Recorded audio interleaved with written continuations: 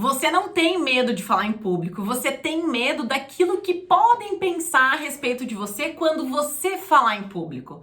Meu nome é Daniela Grolha, eu sou psicóloga e nesse vídeo eu te mostro 3 coisas que você precisa saber para começar a falar em público.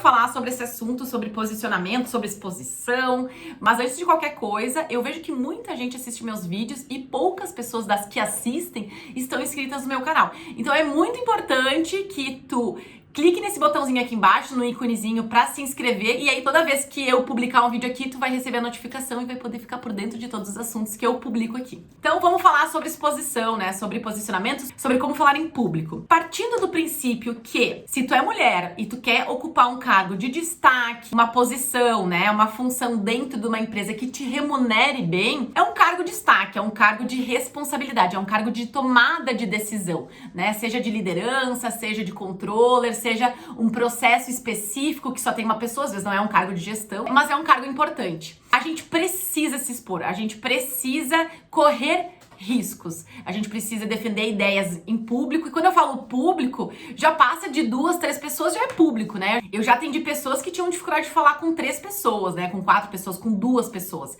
Então, passando de 2, 3 pessoas já é público. Então, quando a gente ocupa esse cargo, quando a gente deseja ter essa liberdade financeira, exposição é um mal necessário. E eu lembro quando eu era criança, eu era uma criança muito ativa, eu era muito conversadeira, né? Tanto que chamavam muito meus pais na escola porque eu conversava. Mas eu também tinha uma necessidade de aceitação por parte dos colegas, da família, da minha irmã, das minhas irmãs. Então eu sempre queria ser legal, querida, amiga. Tinha dificuldade de dizer que não, tinha dificuldade de colocar limites. Mas em contrapartida, eu sofri bullying na escola.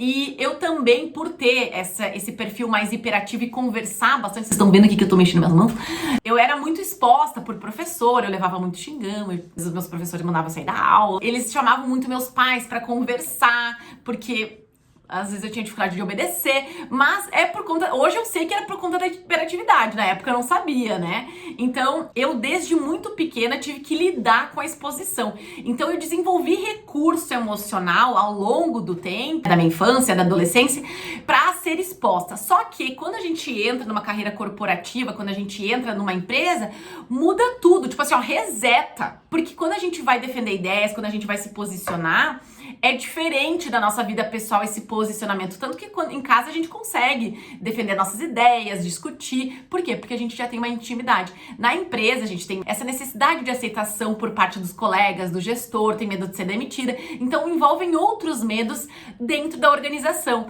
Então não é tão simples assim. E eu sempre falo, né, que o ser humano ele tem uma necessidade de aceitação. E quando a gente tá pensando que público, acima de 3 pessoas já é um público. Eu tenho pessoas que eu atendi, que eu atendo, que têm dificuldade de defender ideias, inclusive com 2, 3 pessoas, são pouquíssimas pessoas, não é um público enorme, com 30 pessoas, com 40 pessoas, 30, 40 pessoas a gente nem fala, né, no piriri que vai dar, mas expor ideias num grupo pequeno já é dificultoso para algumas pessoas. Se tu deseja esse cargo de liderança, esse cargo importante, antes de começar a se expor, antes de começar a falar em público, é bem importante que tu tenha em mente 3 coisas essenciais. A primeira delas é que tu é responsável por aquilo que tu verbaliza e não por aquilo que o outro entende, tá? Mas Dani, eu não tenho controle do que o outro entende. Não tem. Só que tu pode aproximar aquilo que tu verbaliza com aquilo que o outro entende através de uma comunicação assertiva. Então inclui a pessoa na comunicação. Tu informa a pessoa e pergunta: olha, Dani, tu entendeu o que eu quis dizer? Ficou claro? Tu tem alguma dúvida? Tu entendeu exatamente a mensagem que eu quis te passar? Por isso que é importante ter bastante ciência, bastante domínio da informação que tu vai levar para essa pessoa. Eu sempre indico, né, um dia antes de tu fazer essa comunicação, um dia antes de tu defender talvez a tua ideia, é importante que tu te prepare para isso. Claro que vão ter situações que tu não vai se preparar. Fala. Às vezes o feito é melhor do que perfeito. Então, verbaliza. Nunca vai ter um momento certo pra te expor a tua ideia, tu nunca vai estar preparada. Então, é muito importante que tu vá aos poucos defendendo as tuas ideias. Quando alguém te solicitar uma atividade e tu não conseguir assumir isso, que tu pontue: olha, eu entendo a tua necessidade, que eu possa te ajudar nesse momento, mas eu tô bastante sobrecarregada. Será que a gente pode combinar isso num outro momento? Porque a gente vai assumindo as coisas sem perceber.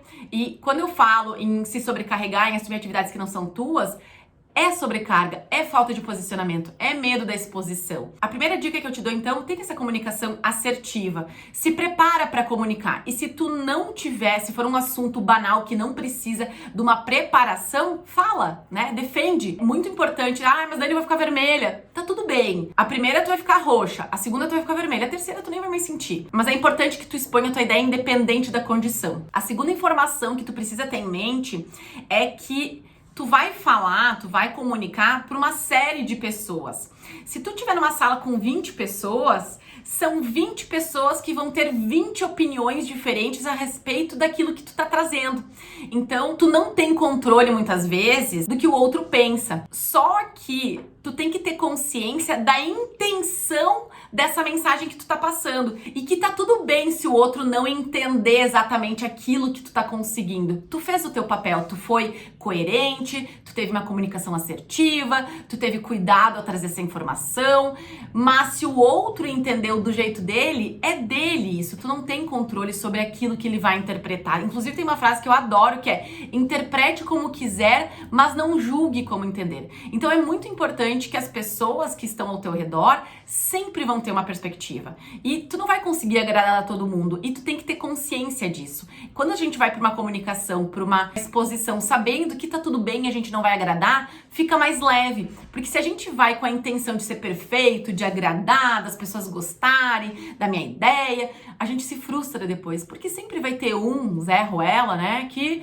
não vai curtir, não vai gostar e tá ok, né? Ele tem todo o direito de não concordar com a tua ideia. E é nas diferenças que a gente vai crescendo, vai se desenvolvendo. Porque às vezes a tua ideia ela não é legal. Ok, tu tem que estar disponível a ouvir aquilo que eles vão pontuar também. A terceira informação que é bem importante também é tu ter bastante consciência de ti mesmo. Nossa, Dani, como é que é aqui?